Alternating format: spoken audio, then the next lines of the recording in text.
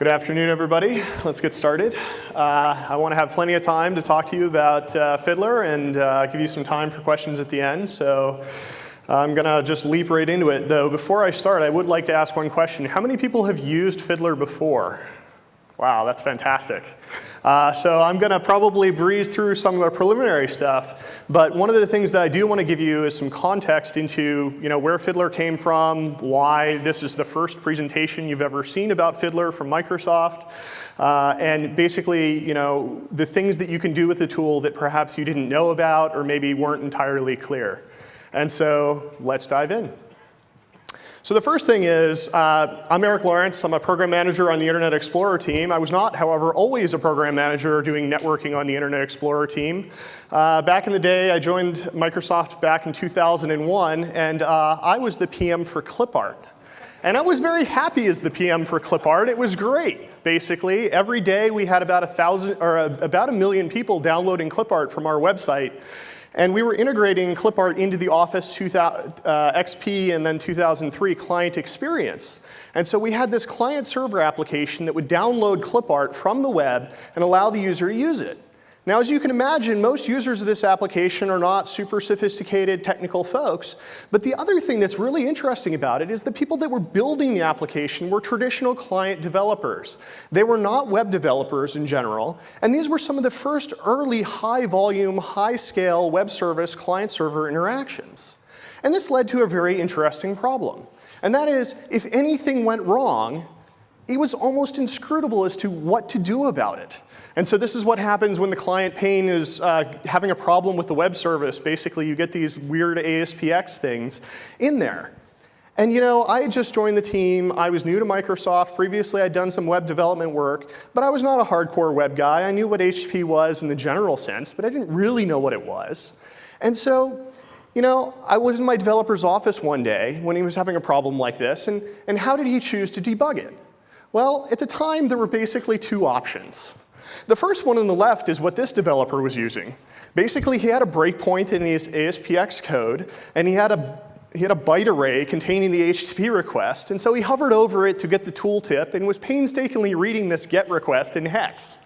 And I said, this clearly can't be the best way to do this. Netmon is the way.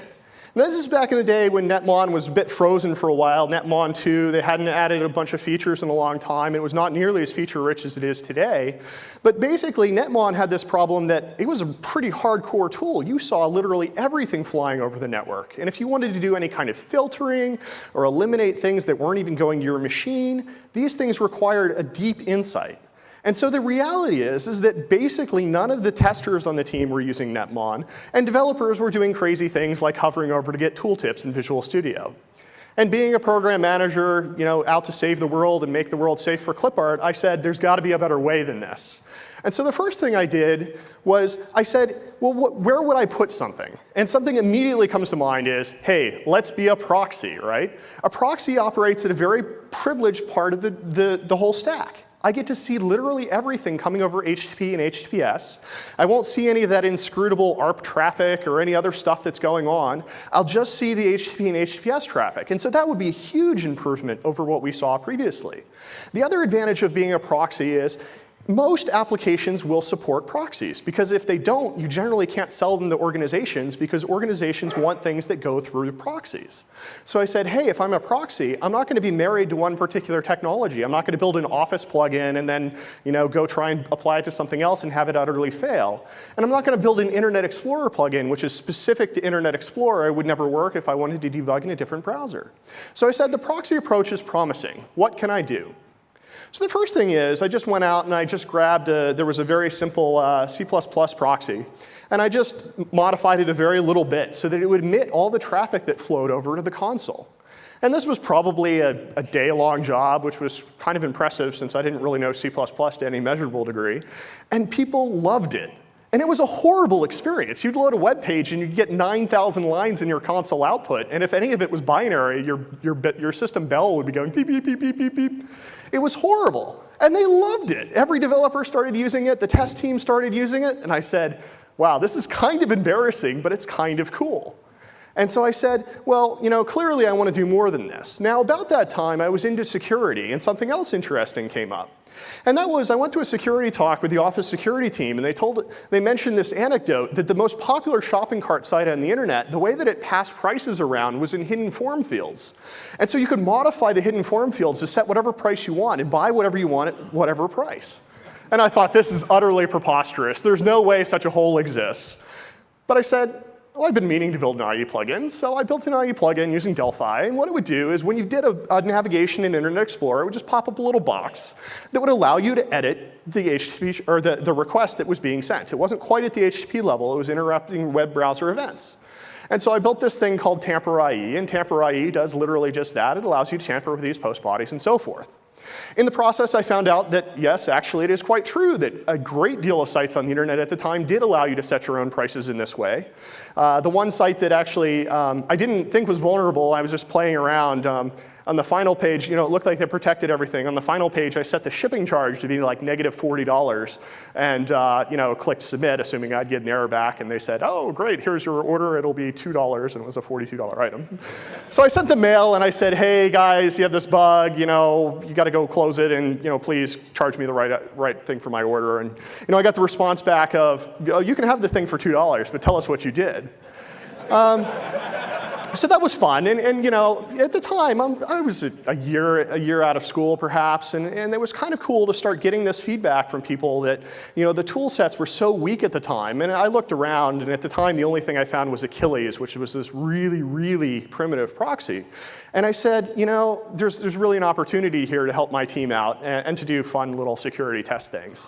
And so, I basically, knowing nothing, didn't know .NET at all, didn't know HTTP at all. I bought the 2 books, and I sat down, and for many weekends in a row, basically, I wrote code. And this was workable because at the time, I had no girlfriend and no social life, and so this is what I did. And after, a couple of months, this is basically what I had. I had Fiddler version 1. It was built on .NET 1.1, and the first release that I did was in October 2003.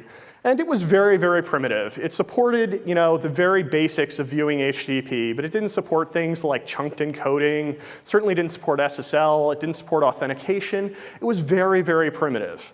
The code was abysmal. It was really, really terrible. Imagine a program manager, not a professional developer, learning C# and building a product out of it. And that's pretty much what Fiddler version 1 looked like. Well, over the years, 6 years, 17,000 lines of C#, 51 release builds, and a conservative estimate of 700 cans of Diet Mountain Dew, I ended up where I am today. Now, this is a little bit misleading because in addition to the 51 release builds, I probably did 200 beta builds, and the 17K lines of C++ or C# is where it's at now. I probably wrote about 50,000 lines of C# and just deleted the 33 that were not very good, and did a lot of refactoring. And over the years, when I moved from .NET 1.1 to .NET 2, the framework, adopted some of the stuff and made some of the things much easier to do. My favorite was when I added NTLM support. The initial version of NTLM support was 3 pages of C# code. It's currently, I think, 6 lines of C# code with a paragraph comment at the top explaining how it works. And so as I learned things, the product got simpler, which I saw as a good sign, and my skills got a little bit better. And so here's where Fiddler is today. Basically, Fiddler is a fairly rich, powerful application. It's written on top of .NET 2.0. It's using WinForms. It's making extremely heavy use of threading. It's basically written against the sockets, so it's not using any of the web request classes or things like that. It's just talking directly to the sockets. Made it a little prettier because screenshots are kind of important, and it turns out that management likes graphs, and so that was something that I built in. But the big thing, the big win for Fiddler, and the reason that actually we're here at all probably, is that I was pretty lazy when I built Fiddler. And we had this query UI at Microsoft to search for bugs in a tool called Product Studio. And basically it's this grid UI, and you say, I want this field to be that, and I want this field to be that, and it filters it down. And filtration is a really important thing if you're looking at a lot of network traffic, because you're going to end up with hundreds or thousands of requests, and you're only interested in probably a few of them. And I said, well, I want to build this Product Studio-like UI. And I looked at how complicated it would be, and exact offsets, and I've got to make boxes appear and disappear, and man, it would be really easy if just my customers would write a little bit of C# and do the filtering themselves. And I said, hey, wait, that's an idea. And there was an article at the time in MSDN magazine about how you can just put the script engine for JavaScript or VB script in your application. And I said, well, that seems pretty easy. And in fact, it was. It was about a page of code. And so that's where Fiddler script came from, was this, I just wanted a really quick and simple way to filter traffic down to the stuff that people cared about. Well, over time, basically, Fiddler script written in JavaScript.net wasn't enough for a lot of people, because while JavaScript is the choice of many web developers, JavaScript.net has its own weird little quirks. And Fiddler got used more and more by people who were building desktop applications interacting with web services. And they wanted to use C# and other languages. And so over time, basically, I extended and made more rich the extensibility model for Fiddler. So you can extend Fiddler using JavaScript. You can do it with C#. You can do it with any .NET language. And we'll talk at the end about kind of where this is all going. But there's three principal ways in which you can extend Fiddler and customize it for your environment. The first is using inspectors. And we'll talk about those in just a minute. But inspectors allow you to view HTTP traffic in a particular context. So the image inspector, for instance, will show you an image as an image rather than showing you a raw byte stream. Well, you can build these inspectors for whatever content type that you have that you can interpret. So at Microsoft, people have built these to interpret like the Silverlight Zap files. So you double click on the XAP file, and you actually see all the contents, and you can just walk through the metadata. Someone wrote one for the Shockwave Flash format, so you double click on the Swift, and you get the action script source. They decompile it and just do it in the text. It's pretty cool. But you can write your own. Fiddler ships with a set, but you can write your own. And so this makes it very useful for application-specific things. In Office, I built some inspectors that would use the client-server format between clipart and the server, so you could actually get a better, richer view rather than going to raw XML. The Fiddler extension interface, iFiddler extension, is actually really kind of the browser helper object model, if you guys are familiar with that, which is basically, I'll load your DLL into my process, and then you can party on my menus and do whatever you want with the you break it, you bought it philosophy of if you corrupt the menu, it's just not going to work right, and people will uninstall your extension. But it's very powerful if you want to build your own sorts of reporting or export or interaction with other types of tools. And then Fiddler script itself, of course, is the thing that's been in there forever. You can write JavaScript and really easily manipulate or filter on traffic. For external people, there's this concept of there's an executable called execaction.exe, and all execaction.exe is it sends a string to the extension model in Fiddler and says, hey, here's a command. Anybody want it? And that command might be save the traffic out to a file, or go load this other website, or delete everything that's an image. And so people have started to use execaction as kind of a lightweight tooling or test automation facility. And we'll talk about where that's all going very soon. Now, we're going to go over to Fiddler. This is going to be very interesting for me. Normally, I do Internet Explorer security demos, and so if anything breaks, I can just kind of giggle and say, oh, we're going to fix that. But in the case of Fiddler, all the bugs are my fault, so if anything blows up, it's really my fault.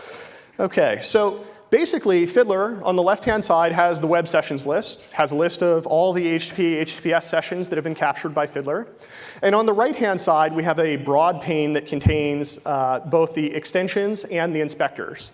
And so, just starting out from the beginning, we have our built-in statistics tab, which will show you the statistics of the selected traffic, including the timeline and times and so forth. We have the pretty MIME type chart at the bottom that allows you to see the breakdown of traffic by MIME type. So you can say, well, in this case, we're using lots of HTML because I've only got one session selected. But if I select a bunch, we'll see, wow, more than half of this page is actually, or roughly half of this page is using JavaScript. And so if we want to make performance optimizations, that's a good place to start to look at. The inspectors, as I mentioned, you can inspect the HTTP requests and responses, and we'll go through those individually in a minute.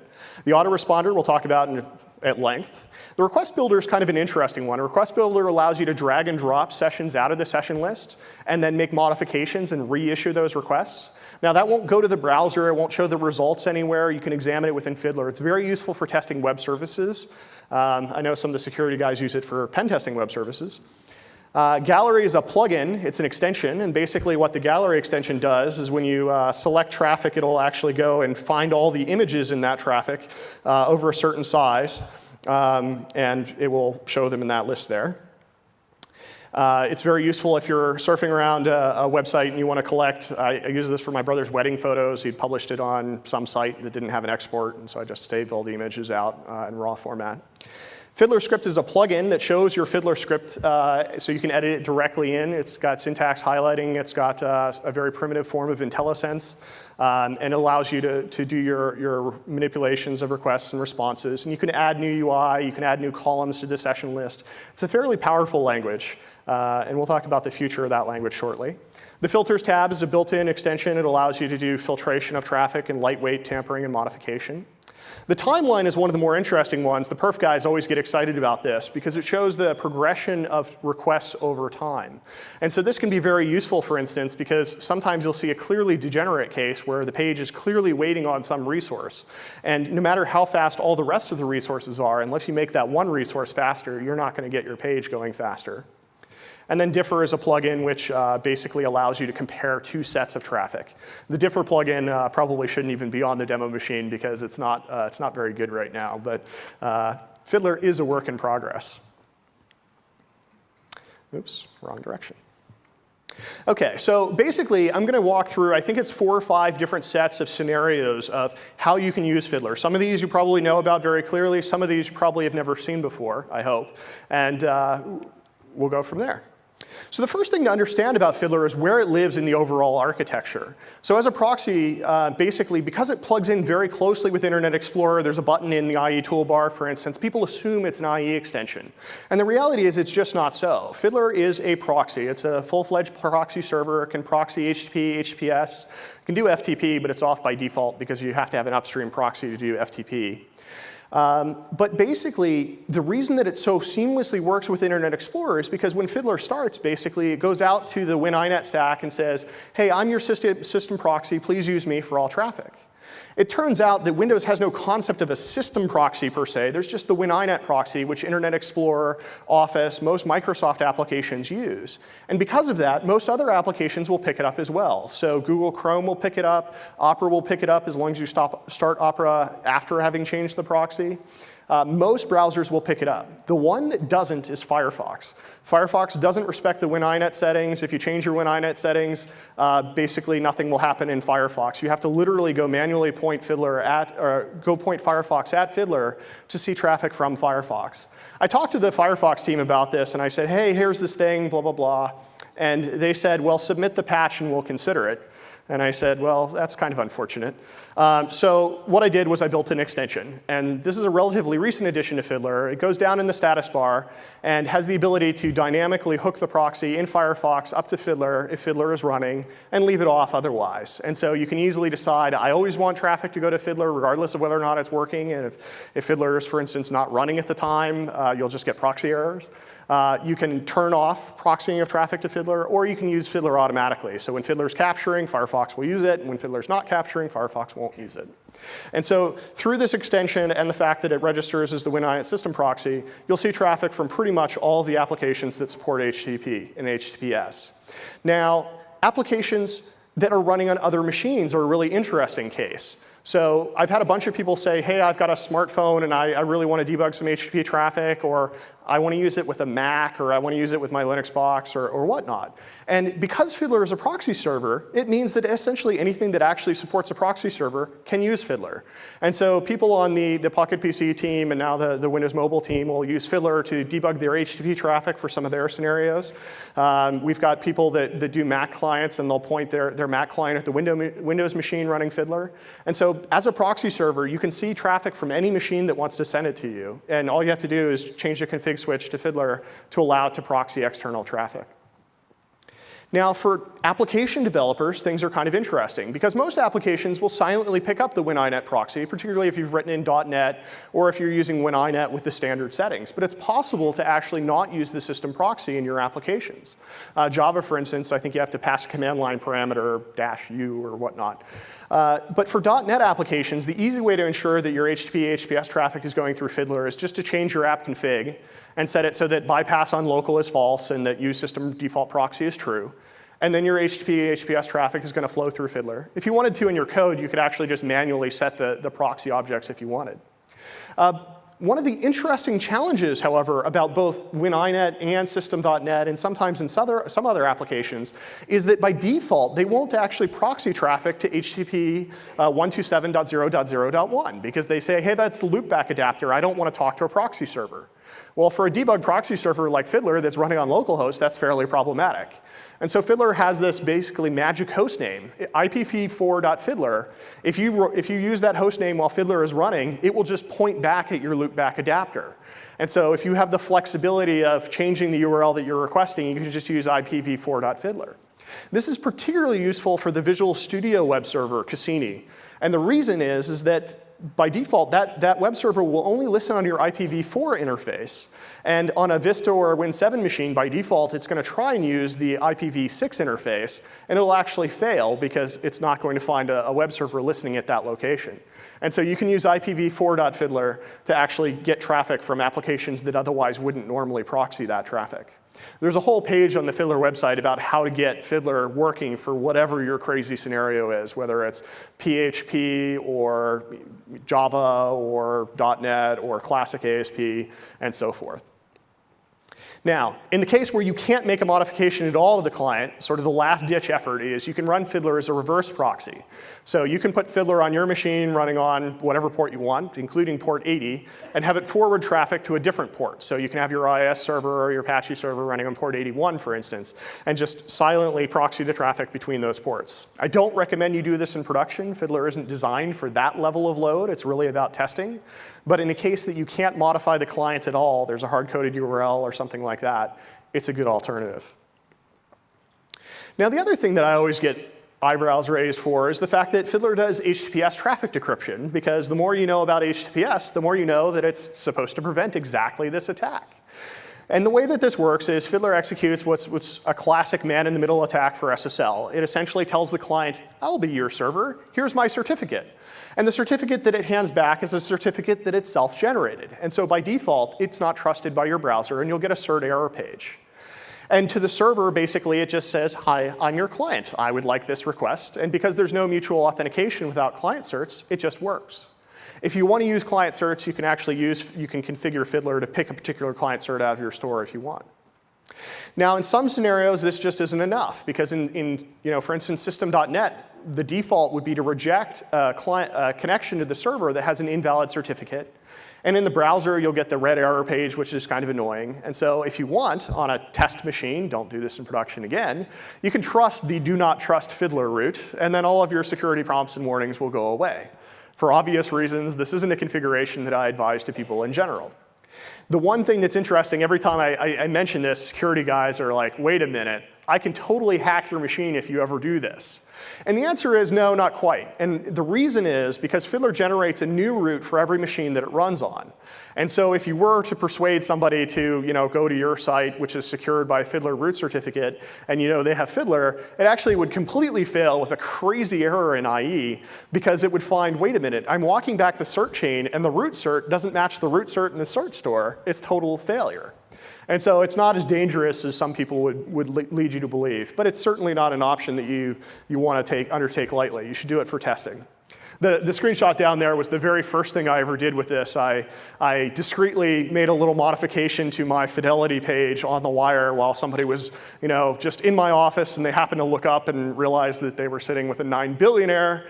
And they were very, very unhappy to hear that this was actually just a little trick that I played on them and that I was not buying them a boat.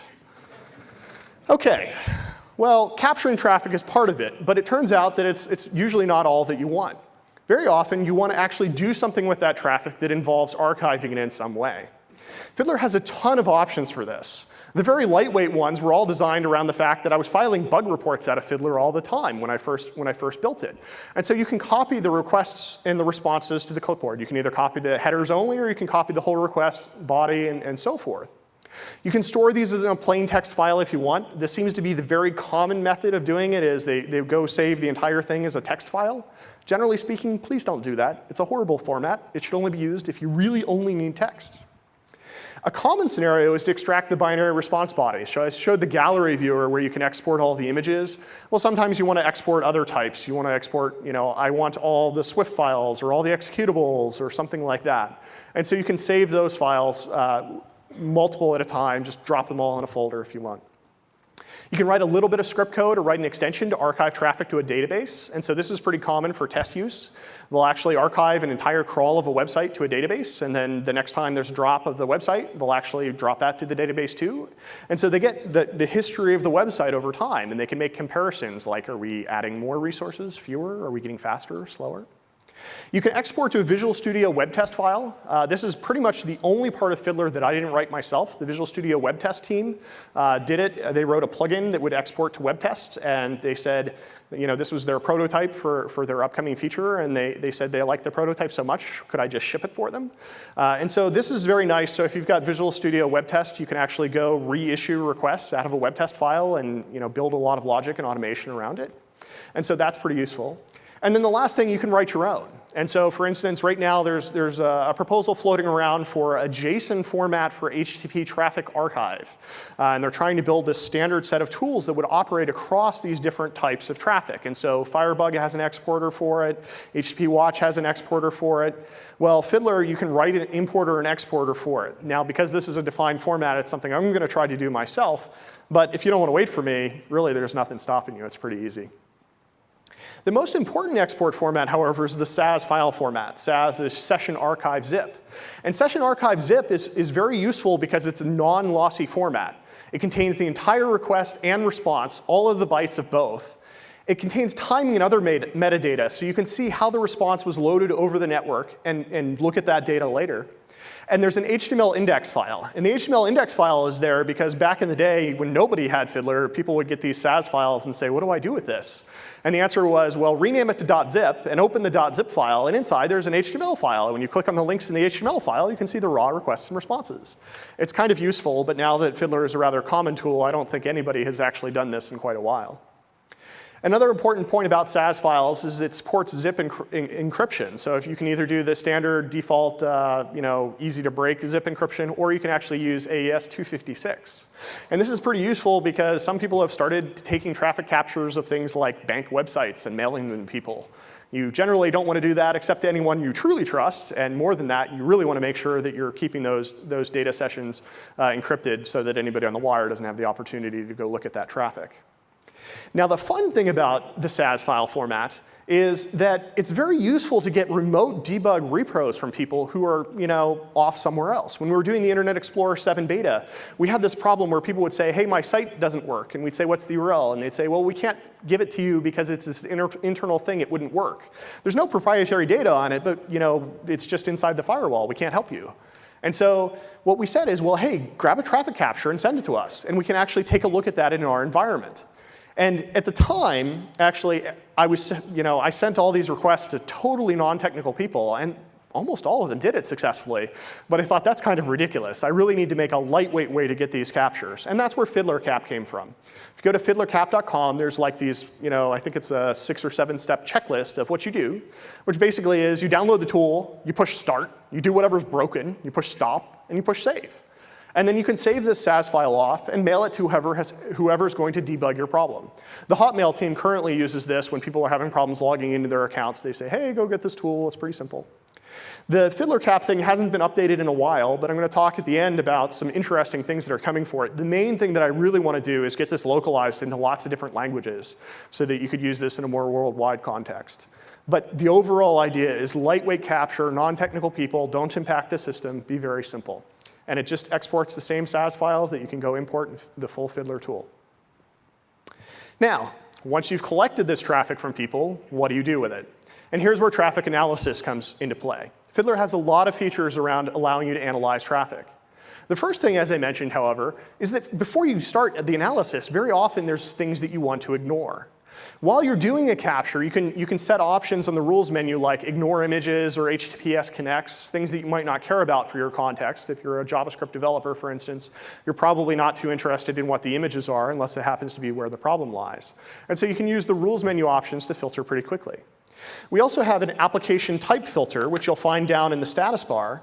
And the status bar basically allows you to filter quickly between all processes, web browsers, non-browser traffic, or temporarily hide all. Sorry, this doesn't scale very well. It's not really designed for the presentation view. And what this will do is it'll allow you to really quickly say, I'm a web developer, I only want to see HTTP traffic that's coming from my browser, or I'm building a web service and I use MSDN all the time. I don't want to see any traffic that's going out from my browser because I'm constantly using it. So that's the simplest thing that you can pivot between, just capture between certain classes of applications. There's new features, however, that get even more granular than that. So one of them is the process filter, where you can actually filter traffic down to a specific instance. So for instance, I can load up this Internet Explorer instance here, and I can use the process filter and say, I only want to see traffic from Internet Explorer process ID 5784. And no matter what you do in other browsers or in other types of other tabs in this browser with IE8, where we run different tabs and different processes, that traffic won't appear here. And so it's very useful to get that filtration done. The next way that you can filter is you can actually use the Filters tab. And in the Filters tab, you can set certain requirements like, I only want to see traffic to certain hosts, or I want to see traffic except for certain hosts. You can do the process filtration. You can say, oh, well, I don't want to see RSS traffic. You can filter on response codes. So basically, I could hide everything except 200 codes so that I only want to see the errors. You can filter on content type. I only want to see JavaScript. You can actually filter on size as well and say, I only want to see things that are larger than 20K or smaller than 20K. And so this allows you to narrow down the scope of what you've captured pretty quickly. Now, beyond these, oftentimes you'll find, OK, well, I got a complete log. And so this here is actually a log of all of the traffic which has been captured from the PDC homepage that I loaded. The quick exec box, this big black box down at the bottom, is essentially a command line for Fiddler. It allows you to trigger those commands that I mentioned earlier. But it also has some additional capabilities for traffic filtration. So I can do things like select JavaScript, and it will actually select the script files that are available. Now, if I were to hit Shift-Delete right now, it would delete everything except for those script files. Or if I were to hit Delete, it would delete those script files. I can select on content type more granular. So I can say select, image, WAC, JP, and it's going to find the JPEGs. In this case, I think there was only one somewhere. I can find GIF files, which is probably a better example since there's lots of those in this repro. And so you can filter down to the traffic types that you care about. You can also do just a lightweight keyword. So you type a question mark and then start typing something, and you'll find like web trends, and it'll actually just filter down to that one specific session. And so you can do filtration in a very, very powerful way. You can also write your own rules. You could write a custom thing for your site that says, I only want traffic that's going to this host, and it has this request query string, and so forth. It's all scriptable, and it's pretty powerful.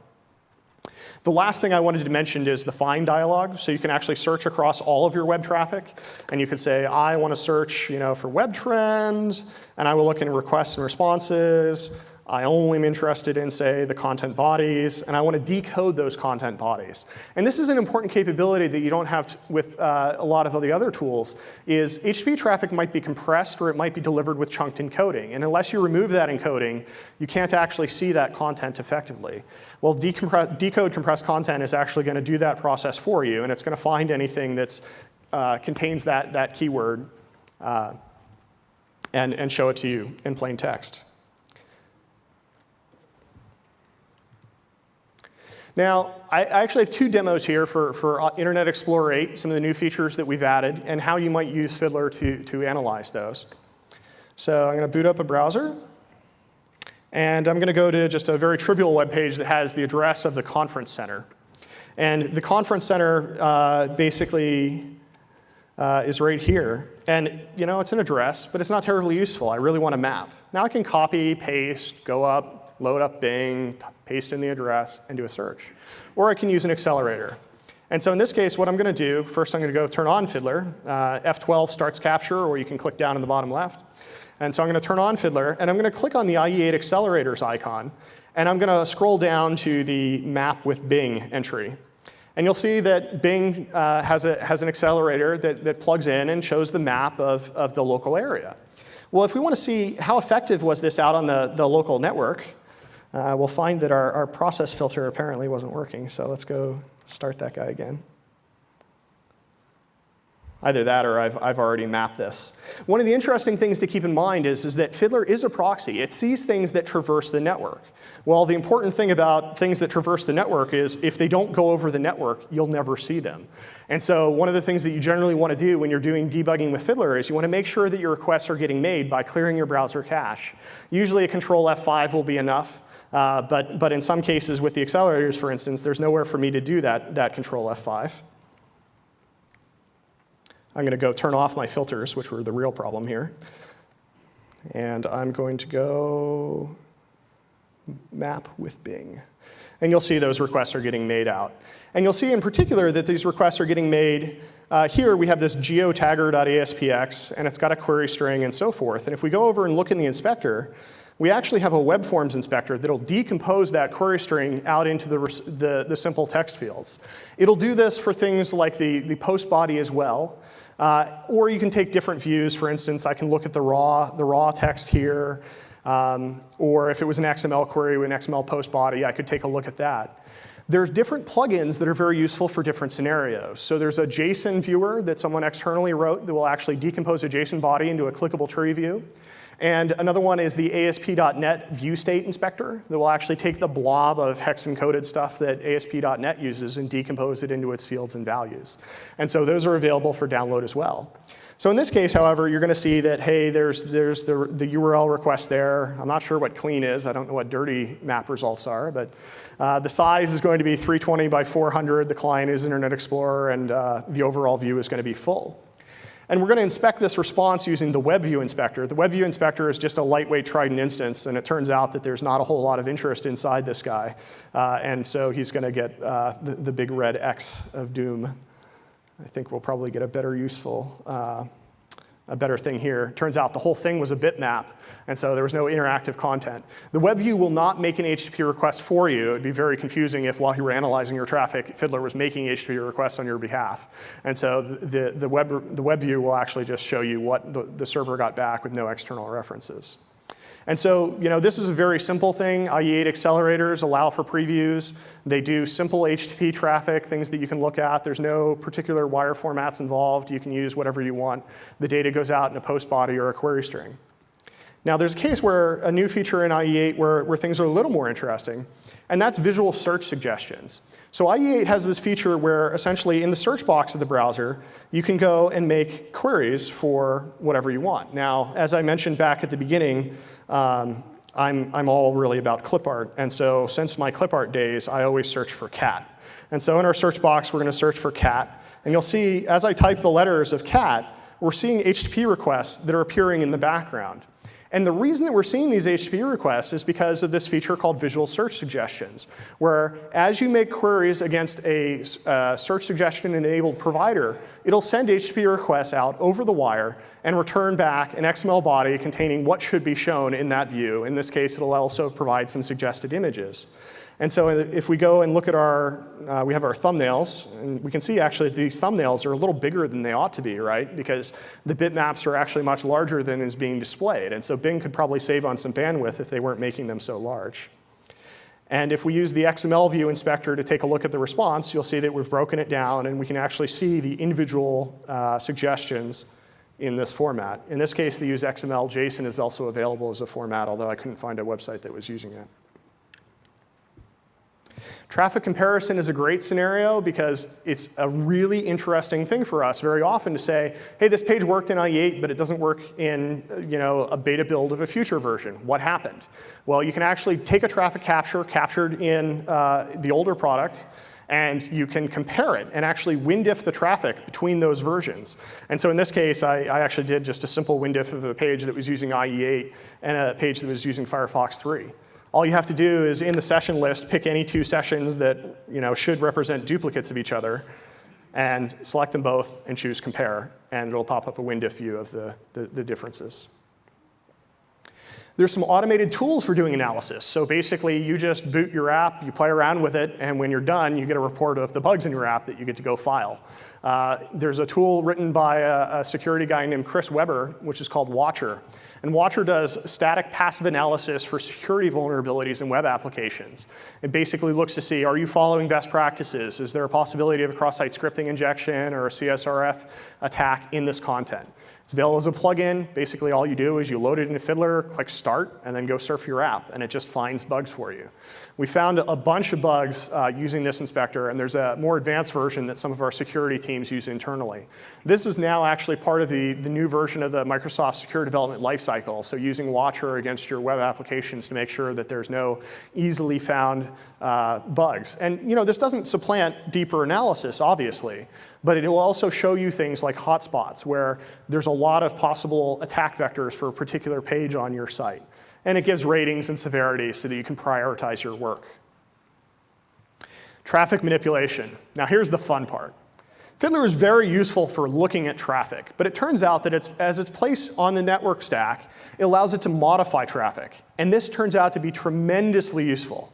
It's useful for, well, people that are doing bad things, pen tests of your application, but it's also very useful for devs, web devs and client devs, just while they're debugging their own code. So let's talk about that. The first thing we have is we've got some very simple built-in rules. So on the rules menu, you'll see a bunch of the rules that are built in. These are actually mostly implemented in the script file. So if you want to see how they work, just click Rules, Customize Rules, and you can go view your Fiddler script. But you can do very, very simple things like say, well, what would happen if all the responses were encoded? Could my client read those? Just click Apply gzip encoding, and it will go do that for you. Or is my client smart enough to handle a proxy authentication challenge? Click Require proxy authentication. You don't need to go install some proxy to try it out. You can do things like change the accept language. So there's request Japanese client, which will go change the accept language sent by all the requests to see whether your server is pivoting properly on that header. The user agents one is one of my favorites. Basically, I can just go pick a user agent from this list, or you can add to this list, and say, hey, subsequently, all traffic that goes through me should look like it's coming from Safari or something else. One of the fun ones is actually change your user agent string to the Google bot and then surf around and see what different sites will give you. MSDN gives you a very flat, plain text version of itself because it figures, oh, you're a search engine, you don't need all this other stuff. Just get it the basic bytes. And so the rules menu is a very simple way to get these things, and you can go write your own. One of the most recent ones, which is very useful, and a lot of people have commented on, is the Host tab. The Host UI allows you to seamlessly target any request for one host to a different host. And so in this case, I've got an example of, say I work for production.com, and I've got, my dev machine is currently hosting the production, it's hosting the web services, and it's hosting the data layer. Well, I don't want any of this stuff to hit production, but I don't want to change my client application. Well, just boot the host, go say, hey, I want all traffic for production.example.com, services.example.com, and so forth to hit my dev box. The cool thing about this is it will even fix up the certificate for you. And so on your local machine, you can not have the actual trusted certificate, but you won't get any cert errors because Fiddler is seamlessly re-signing that traffic. And if you trust that cert, you're not going to get any errors in the browser. And so this is a very seamless way where you could even do it against the live site and say, hey, we've rewritten very little of the live site, just this one little piece. How much does it make a difference in terms of performance? Well, I'll take that one little piece, point it at your dev machine, and then cruise your production site. You'll have the request going into your internal site that you want, and then the rest of it will be handled by production. And so this is a very powerful feature. You can do deeper rewrites. You can rewrite post bodies, rewrite query strings, whatever you want. But this is a feature which is very simple to use. Breakpoint debugging. This one, have you guys used breakpoint debugging? Anybody? There we go. It's really pretty amusing to me because this is a feature that I used all the time, and it occurred to me that I actually regressed it once, and there was a bug in it, and it didn't work for like 3 months, and nobody mailed me, and I thought, that's odd. I wonder if someone found a workaround. And I think the answer is actually very few people use breakpoint debugging. Breakpoint debugging works basically just like it does in Visual Studio. You break on a request, and so you say, I want a breakpoint anytime a request happens. Or you can say, I'd like a break for any particular URL you want. So I only want a breakpoint on ua.aspx, for instance. And then you can just get the opportunity to modify. So we're going to do that really quickly. Down in our quick exec box, we're going to type BPU, meaning breakpoint on URL, ua.aspx.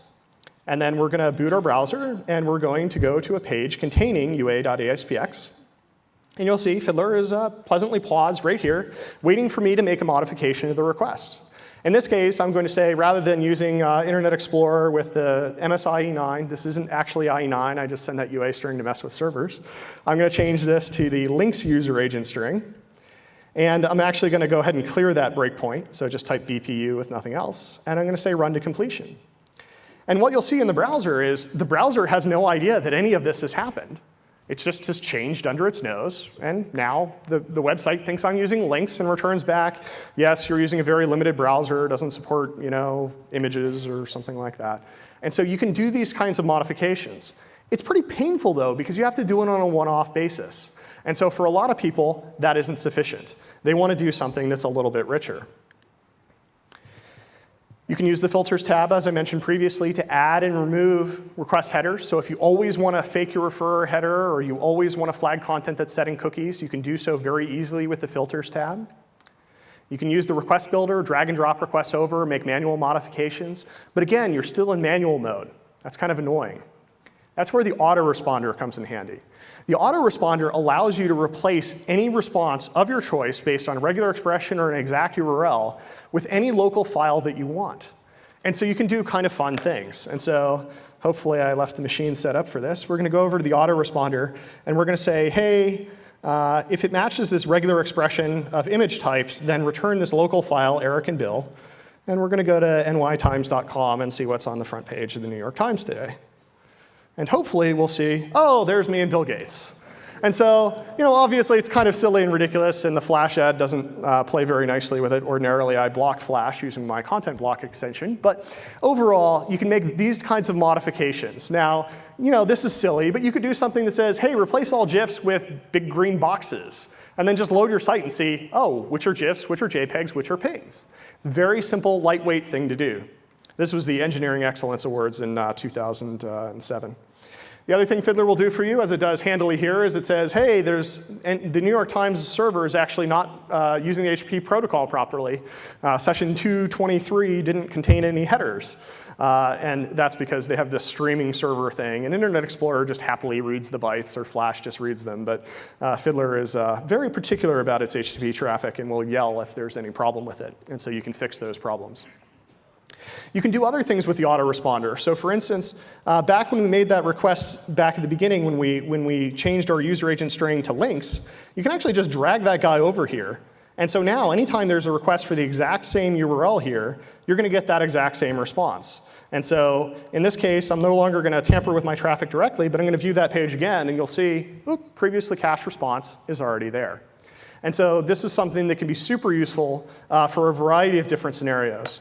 My favorite one is the demo horror. What happens if you're in a conference room, you're demoing Internet Explorer, and your network connection goes out? Well, your day is pretty much over. Well, Fiddler allows a very interesting possibility where you can import into the autoresponder previously captured traffic. And you could say, basically, hey, I'm going to import the ACID2 HTTP responses, and then I'm going to boot my browser. And I would pull the network cable, but frankly, I'm not that brave. So you'll just see in the background. I click ACID2, and you'll see that in the background, oh, I want to go turn off that other modification because we don't really want to replace Bill and I for all of these things. You'll see that the network requests are actually going to be handled by the autoresponder. And so even if we weren't online, we could actually successfully take this ACID test and see that it works properly. And you can tell which sessions have been returned from the cache because they're in this light blue background color. But the important and key thing about this is it's not just for doing offline demos. Previously, I mentioned, hey, somebody in the field gives you this traffic that's got an error in it. You can just load it into the autoresponder and actually visit the site as if they had done it. And so you can see what they saw. And this is a tremendously powerful feature. I'm going to get rid of our little smiley, go back to our demos. Fiddler script has a rich syntax editing environment. Basically, the way that it works is Fiddler will call your script methods. It will say on before request, and it will give you an object that represents the request. And you can go do whatever you want. You can eat the request. You can respond with a file locally. You can go modify it. You can go replace all instances of the word foo with the word bar. It's actually useful for practical things as well, but it's mostly fun to play around with for me. You can add additional columns to the session list view. And so, for instance, if your content always returns a header that contains the SQL server that the request was targeted to, you could actually just write a trivial little thing there, bind UI column, and actually have that HTTP header appear as a column in the response. And so you can just quickly surf around your site and see how things are going. Here's a simple request modification script. I say, hey, if the URL contains ASPX, then change it to red so I can look at those requests more closely. Or in the case, I've got a Boolean named disable caching, and I can actually, on the outbound request, just go remove all of the headers that would do a conditional request to the server. And so those will become unconditional requests, and the server won't give me back a 304. And so that's a very, very simple way that you can do modifications. You can do the same thing for responses. In this case, basically, this method will go decompress the response, remove any HTTP chunked encoding, and then it will prepend to that response body injected content. This seems sort of odd. Why would you want to do that? Well, one of the things that I think would be pretty cool is there's various debugging scripts that might be useful, right? People have them in their production, they have them in their debug sites, but not on production. Well, with this, you can actually just make the script tag appear in your production code when you're surfing it. And you can see that change take place. Optimizing performance with Fiddler. When we first launched our new clipart site back with Office 2003, the clipart database servers were working great. They were cruising along, no problem. The front ends, on the other hand, were a little problematic. And that page of kittens took like 30 seconds in some cases to come up. And that just wasn't good enough. And so one of the early things that Fiddler was optimized for was tuning performance. And so Fiddler's got a bunch of features that are useful for that. The main thing to understand is that Fiddler will help make your website faster. It's not really about measuring how fast your website is so much, and we'll talk about why that is in a second. But how does it make your site faster? Well, one of the ways that it does it is it allows you to see very easily what is the request and response size. So you can say, these are the big requests, or these are the things that are much bigger than I expected. One of the first things that we found in the Office Online site was the EULA. When you clicked accept on the EULA, it sent 40K to the server when you clicked on accept. And we said, why could this be? And the reason it turns out is we failed to set the proper property on the ASP.NET text box, and so we were actually posting the whole EULA back to the server. Well, on a modem, 40K takes quite a while to upload. And so that was one of the simple wins that we got. You can reduce round trips. Find cases where you're using resources that you don't necessarily need to. Maybe in one case you capitalize the URL, and in the other case you didn't. Well, that's going to end up in 2 requests. You can minimize those. You can optimize compression. You can basically enforce compression for Fiddler and see how much are we going to save if we turn on compression. Or you can find the resources that are currently compressed or currently not compressed. Ditto with caching. What's compressed? What's cached? What's not cached? And then the other fun thing you can do is you can experience the web at a much slower pace. So using the rules menu, you can just turn on this simple rule here, simulate modem speeds. And what it'll do is it'll actually narrow down your connection bandwidth. So you can control at a fairly granular level how quickly are requests being returned from the network. Now, this is built in. Everybody's like, well, I want to simulate DSL speeds, or I want to simulate satellite speeds, or I want latency from here to Australia. It's all script. You can do whatever you want. You can add all of those. People have written extensions that add a bunch of different things that they can flip between. But overall, you have a bunch of power in Fiddler to do those types of simulations. There's other tools that work at lower levels. Microsoft Research works on crazy things like that. But this is a great way to get a quick view of the perf. Of course, that's not really enough, because we're not all perf experts. We don't all know what we need to do. One of the guys who is a perf expert, Eric Mattingly, who works for Microsoft now on our websites, wrote a plugin called Nexpert. And what Nexpert does is it will actually go do that expert analysis and find out, as your site loads, hey, wait, this isn't cached. Probably ought to be. Or, geez, this is kind of big. Maybe you can compress it. Here's exactly how much you would save if you were to compress it. And it will actually export this as a report. The other thing that's cool about it is it uses some Microsoft Research technology to actually calculate what the anticipated response times are based on latency around the world. And it will say, well, actually, this page is not very fast if you're coming at it from this locale, because you're making too many HTTP requests. So Nexpert is the sort of thing that I love seeing people do, because it makes Fiddler way more powerful, and I don't have to write any code. The one key caution about the perf thing is you have to watch out for the observer effect. People come to me and they say, I want to see packet fragmentation. I want to see retransmits. Fiddler's not about that. Fiddler's about optimizing your HTTP traffic. It's not about TCP/IP. Well, you can get some low-level measures of like, hey, when did this request come back, or how long did this DNS query take? The fact that Fiddler is operating as a proxy changes the nature of your traffic. Some browsers will use different or more or fewer connections if a proxy is in play. Some of them will add or remove headers. Sometimes you'll get a Pragma no-cache header versus a cache control no-cache header. There's different behaviors. So when you're doing the very, very fine level analysis, you don't want to use something like Fiddler because Fiddler can actually change things. Fiddler is about making your traffic smaller, more compressed, better cached, and so forth. But if you want the low-level TCP/IP level stuff, there's different tools.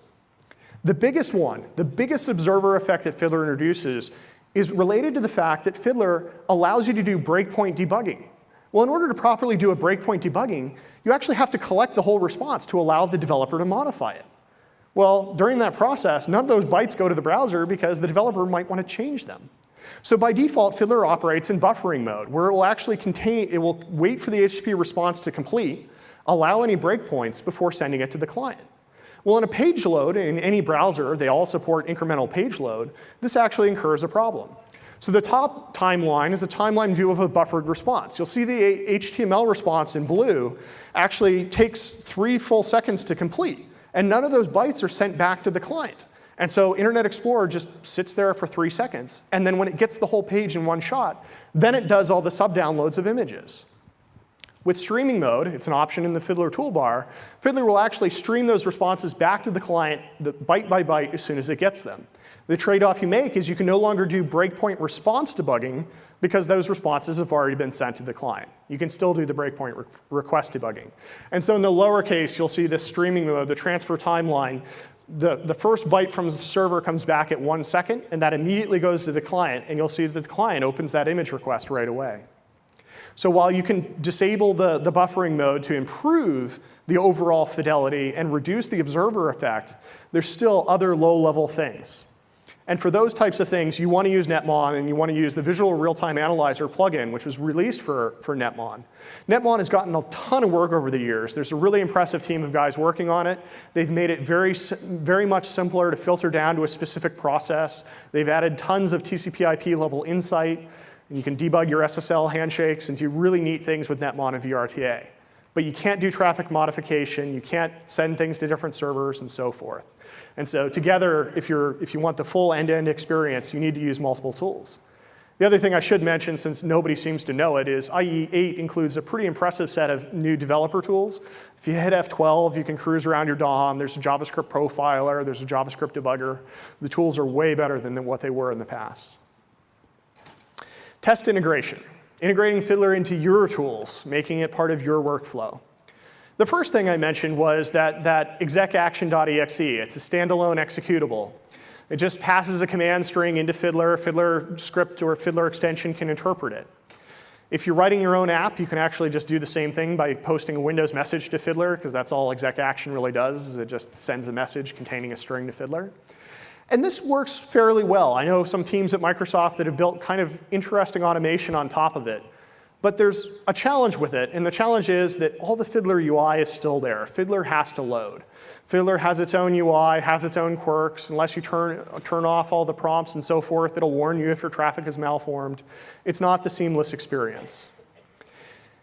To that end, there's a new component, which I'm announcing today, called Fiddler Core.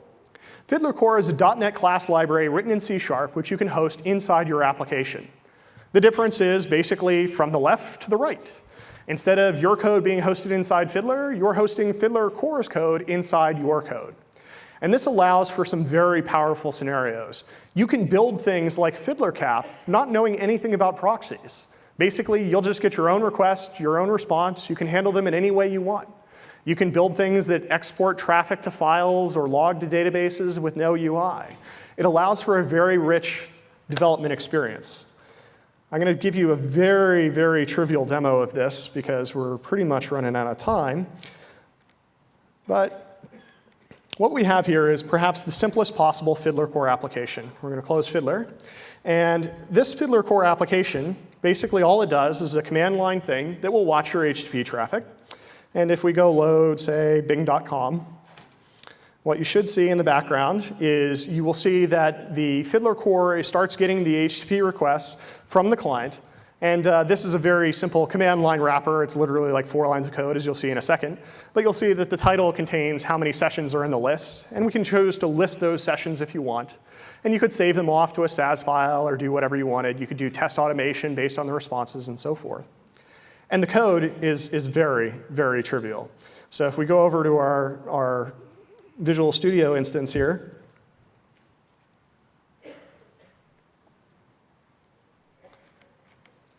I'm not sure why it's not repainting properly. There we go. Basically, all I do is I create a generic list containing Fiddler sessions. I tell Fiddler's configuration to ignore any server certificate errors. And I call startup and say, hey, go listen on port 8877. I want to be the system proxy, and I want HTTPS traffic. And basically, all of that traffic will flow through callbacks. And the callbacks are very trivial. Before request, passes a session object. I say, hey, I want to buffer that response, and I want to add it to the session list. And then before response, I've actually written something here that will decode that response and replace in the response user agent with Fiddler. So this is kind of a trivial traffic modification scenario. But if we go back to our about blank and we go to the UA page, you'll see that all instances of the string user agent have been replaced with the string Fiddler core. And so you can do pretty cool things like this and build it into your app and build it into your tool chain.